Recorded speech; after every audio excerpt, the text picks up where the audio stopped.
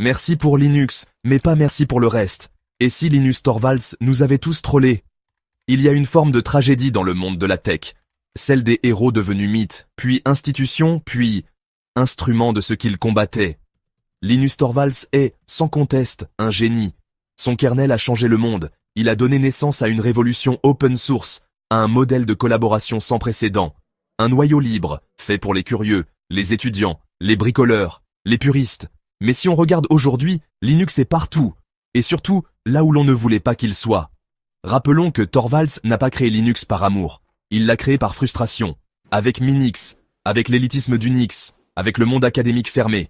Mais cette volonté de tout faire mieux que les autres a aussi forgé un caractère brutal. Linus ne fait pas dans la diplomatie, ses mails d'insultes sont légendaires. Il a publiquement humilié des contributeurs, refusé des patchs avec des remarques sarcastiques, imposé sa vision en piétinant les égos. Il l'a lui-même dit, il se fiche de vos sentiments, il est le dictateur bienveillant. Sauf que parfois, la bienveillance, on la cherche encore. Linux était censé être l'alternative aux géants, aux GAFAM, à Microsoft surtout, qu'il appelait jadis un cancer. Aujourd'hui, Linux tourne sur Azure, cohabite dans Windows, et Microsoft contribue activement au noyau. Est-ce une victoire de l'open source ou une trahison douce? À quel moment un projet libre devient-il l'arme de ceux qu'il dénonçait? L'ennemi d'hier est devenu le sponsor d'aujourd'hui. Et ce glissement idéologique pose problème. Le code est toujours là, libre, mais l'esprit s'est dilué. Le problème, ce n'est pas que Linux ait grandi, c'est comment il a grandi. Il fallait un OS libre, on a eu un bazar. Trop de distributions, trop de forks, trop de systèmes de packaging, trop de philosophies incompatibles, trop de devs qui codent pour eux.